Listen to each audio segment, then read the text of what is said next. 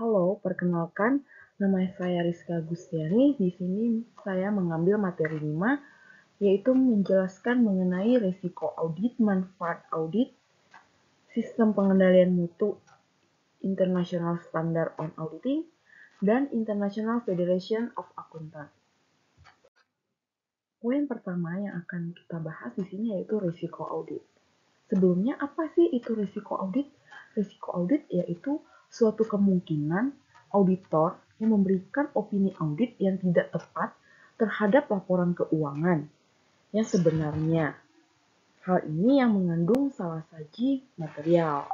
Nah, hal ini dipahami dalam konteks proses audit yang mempengaruhi kualitas audit dari keputusan yang diambil oleh pengguna laporan keuangan. Nah, yang kita ketahui juga, terdapat 3 komponen risiko audit. Yang pertama itu risiko bawaan. Risiko bawaan ini terjadi dalam laporan keuangan tanpa memperhitungkan adanya pengendalian internal. Yang berarti bahwa beberapa akun atau transaksi lebih rentan terhadap kesalahan salah saji karena sifat dari bisnis atau industri. Nah, faktor yang mempengaruhi risiko bawaan ini itu ada 3. Yang pertama itu kompleksitas transaksi atau pengukuran akuntansi. Yang kedua itu penggunaan estimasi atau asumsi yang signifikan. Yang ketiga yaitu tekanan eksternal yang mempengaruhi perusahaan seperti regulasi atau kondisi pasar yang kita ketahui ya. Nah, kemudian yang kedua itu adalah risiko pengendalian. Risiko pengendalian ini merupakan risiko salah saji material yang ada dalam laporan keuangan tidak dapat dideteksi atau dicegah oleh pengendali internal perusahaan. Nah, hal ini berkaitan dengan efektivitas pengendalian internal perusahaan. Jika suatu perusahaan memiliki pengendalian internal yang lemah, risiko pengendalian akan lebih tinggi dan auditor harus melakukan pengujian lebih mendalam lagi untuk dampak dari kelemahan ini. Nah, yang ketiga itu ada resiko deteksi. Nah, resiko deteksi ini resiko yang terjadi karena auditor gagal mendeteksi salah saji material dalam laporan keuangan yang telah dilakukan audit. Nah, risiko ini muncul karena auditor tidak mungkin memeriksa seluruh transaksi karena adanya keterbatasan waktu dan biaya. Nah, faktor ini biasanya dipengaruhi oleh sifat dan luas pengujian audit. Yang kedua itu ada kualitas dan kompetensi auditor. Dan yang ketiga itu adalah metode audit yang digunakan itu yang kurang efisien. Nah, untuk strategi mengelola risiko audit ini, kita dapat melakukan 3 hal. Yang pertama yaitu penilaian risiko awal. Penilaian risiko awal ini, audit harus memahami bisnis, klien, dan industri tempat klien beroperasi. Yang kedua itu adalah pengujian pengendalian internal, di mana auditor harus mengidentifikasi atau menguji efektivitas pengendalian internal untuk mengetahui pengendalian tersebut mampu mengurangi risiko apa tidak. Yang ketiga itu adalah substantif testing, yaitu menerapkan pengujian substantif atau pengujian rinci terhadap akun dan transaksi untuk mendeteksi kesalahan yang lebih mendalam lagi. Selanjutnya, manfaat audit. Yang pertama itu meningkatkan kredibilitas laporan keuangan, seperti memberikan keyakinan keyakinan yang wajar pada laporan keuangan. Yang kedua ada transparansi dan akuntabilitas, di mana bertanggung jawab kepada pemegang saham secara transparan memberikan gambaran mengenai laporan keuangan. Yang ketiga, mencegah dan mendeteksi kecurangan. Selanjutnya ada efisiensi operasional, pengambilan keputusan, memenuhi persyaratan hukum, itu seperti mematuhi persyaratan serta membantu perusahaan memastikan bahwa mereka tunduk pada hukum dan regulasi yang berlaku. Kemudian meningkatkan kepercayaan investor dan kreditur. Kemudian ada meningkatkan risiko pajak dan kepatuhan fiskal. Kemudian mendorong perbaikan tata kelola perusahaan dan membantu dalam penilaian risiko. Selanjutnya, sistem pengendalian mutu. Sistem pengendalian mutu ini merupakan prosedur dan proses yang diterapkan oleh suatu organisasi untuk memastikan bahwa produk atau layanan dihasilkan memenuhi standar kualitas yang telah ditetapkan. Nah, ada beberapa sistem pengendalian mutu. Yang pertama yaitu penetapan standar kualitas, yaitu tolak ukur yang digunakan untuk menilai apakah suatu produk atau layanan memenuhi kriteria yang diinginkan. Nah, seperti standar spesifikasi teknis, yang kedua ada kinerja, kemudian ada estetika, kendala, dan kesesuaian dengan regulasi. Nah, yang kedua itu adalah perencanaan mutu, yaitu suatu langkah dalam sistem pengendalian mutu di mana perusahaan merencanakan proses-proses untuk mencapai standar kualitas yang ditetapkan, seperti identifikasi proses produksi, penentuan titik kontrol, penentuan metode pengukuran, dan penetapan prosedur pengujian. Kemudian ada pengendalian proses. Nah, pengendalian proses ini memastikan bahwa setiap tahapan produksi atau layanan dijalankan sesuai dengan standar yang telah ditetapkan. Selanjutnya ada pengujian dan inspeksi. Nah, pengujian ini ya lebih ke dalam metodenya untuk memastikan bahwa produk akhir atau layanan yang dihasilkan sesuai dengan standar. Kemudian ada pelaporan dan dokumentasi, ya, di mana dalam sistem pengendalian mutu ini membutuhkan dokumentasi yang tepat untuk mencatat hasil pengujian, inspeksi, serta tindakan korektif yang diambil. Nah, hal yang penting dalam dokumentasi ini ada menyediakan catatannya untuk audit internal, kemudian melacak performa proses produksi, kemudian menjadikan referensi bagi perbaikan berkelanjutan. Kemudian ada tindakan korektif. Nah, tindakan korektif ini ditemukan dalam penyimpangan dari standar, perusahaan harus melakukan tindakan korektif. Nah, langkah ini dapat dilihat dari identifikasi penyebab masalah, analisis akar masalah, perbaikan proses atau pergantian bahan yang cacat, dan implementasi solusi jangka panjang untuk mencegah masalah tersebut. Kemudian ada peningkatan berkelanjutan, di mana dalam sistem pengendalian mutu yang baik tidak hanya berfokus pada penentuan standar kualitas saat ini, tetapi juga selalu berusaha untuk meningkatkan proses dan kualitas produksi dan layanan, seperti metode yang digunakan itu Sigma, yaitu pendekatan manajemen berkualitas yang berfokus pada pengurangan cacat. Kemudian ada Kaizen, yaitu prinsip perbaikan terus-menerus berasal dari Jepang, di mana semua karyawan didorong untuk memberikan saran perbaikan. Kemudian yang terakhir itu ada audit kualitas.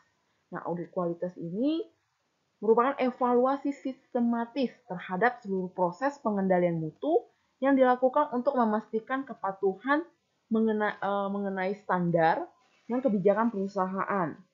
Audit ini bisa dilakukan oleh tim internal perusahaan atau lembaga eksternal sebagai bagian dari proses sertifikasi. Selanjutnya ada materi mengenai International Standard on Auditing atau ISA. Tujuan dan fungsi ISA ini yaitu menjaga kualitas audit. Yang kedua, meningkatkan kredibilitas laporan keuangan. Yang ketiga, menjaga konsistensi.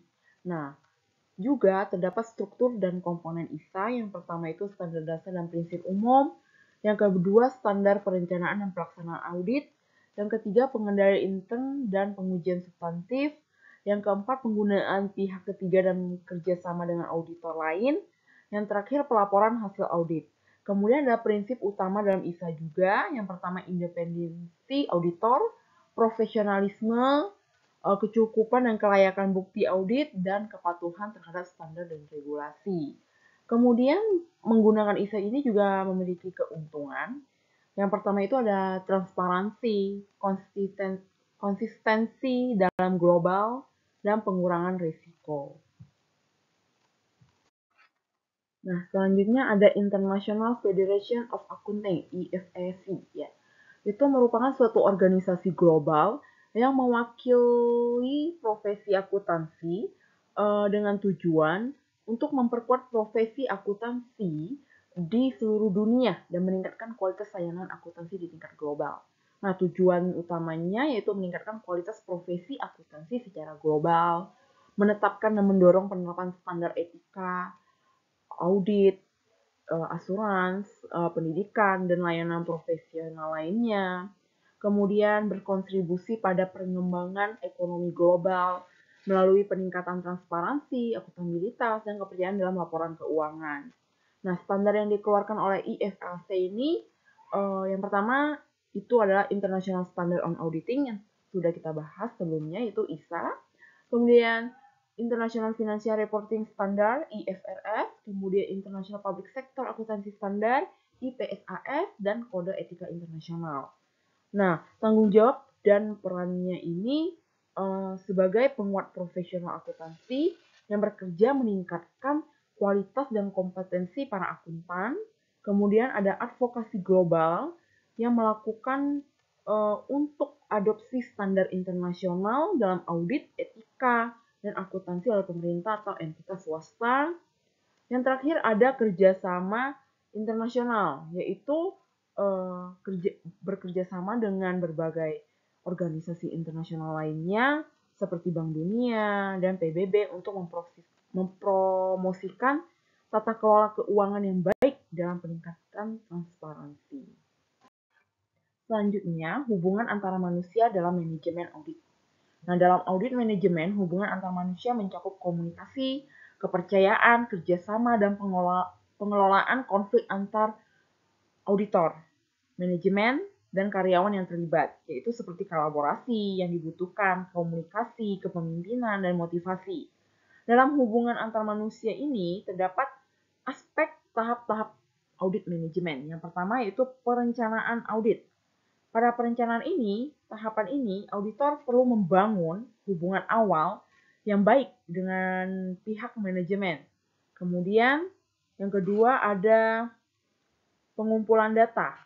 Pengumpulan data ini, auditor harus memastikan bahwa karyawan merasa nyaman untuk memberikan informasi secara jujur dan terbuka. Kemudian ada evaluasi dan analisis, di mana auditor harus menjaga komunikasi terbuka dengan pihak manajemen mengenai temuan-temuan awal, terutama jika temuan tersebut melibatkan kinerja karyawan.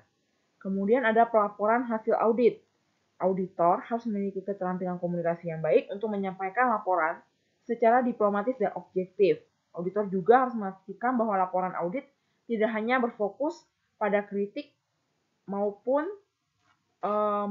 tetapi juga harus memberikan solusi yang konstruktif yang dapat diterima. Kemudian yang terakhir yaitu tindak lanjut, di mana pada tahapan ini sangat dibutuhkan karena auditor membutuhkan kerjasama terhadap auditor lain, manajemen, dan karyawan.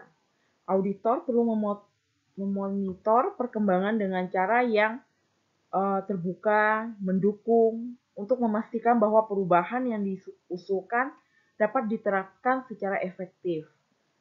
Nah, selanjutnya ada faktor-faktor yang mempengaruhi hubungan antar manusia dalam manajemen, yaitu yang pertama keterampilan komunikasi auditor, yang kedua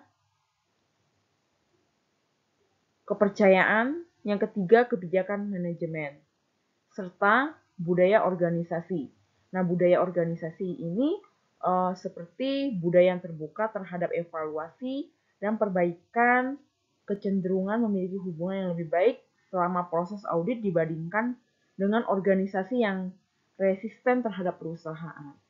Selanjutnya, ada hubungan kerjasama antar manajemen dengan external audit.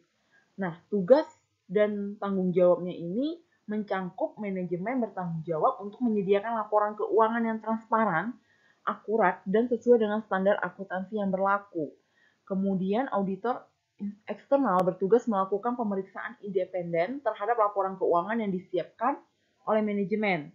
Nah, proses kerjasama antara manajemen auditor internal biasanya melalui beberapa tahap, seperti tahapan persiapan auditing, proses pelaksanaan audit, diskusi temuan audit, dan penerbitan laporan audit. Selanjutnya, terdapat manfaat audit berbasis risiko.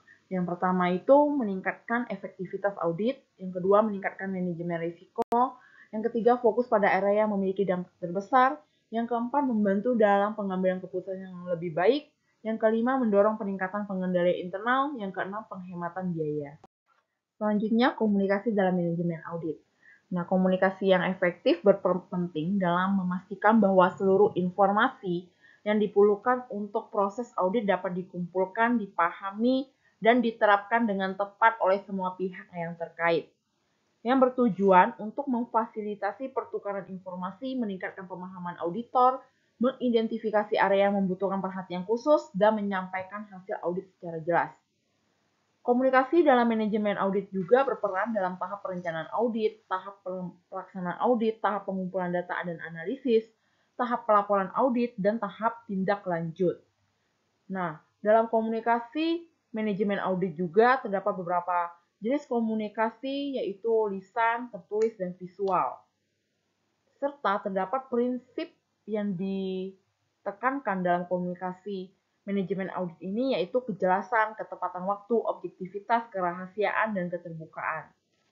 Dalam komunikasi manajemen audit juga terdapat tantangan yang akan dihadapi. Yang pertama itu ada perbedaan pemahaman, di mana antara auditor dan auditor mungkin memiliki pemahaman yang berbeda mengenai proses manajemen atau tujuan audit. Yang kedua itu ada kurangnya kerjasama dari auditor. Terkadang auditor mungkin merasa terancam oleh audit atau enggan memberikan informasi yang lengkap dan akurat. Hal ini dapat membuat komunikasi menjadi sulit. Yang terakhir ada kompleksitas informasi, yaitu proses manajemen yang kompleks atau teknik mungkin sulit dijelaskan dengan bahasa yang sederhana, sehingga memerlukan keterampilan komunikasi yang lebih tinggi. Sekian dari presentasi saya mengenai materi risiko audit. Semoga materi yang saya berikan dapat bermanfaat dan dapat digunakan dan diterapkan. Terima kasih.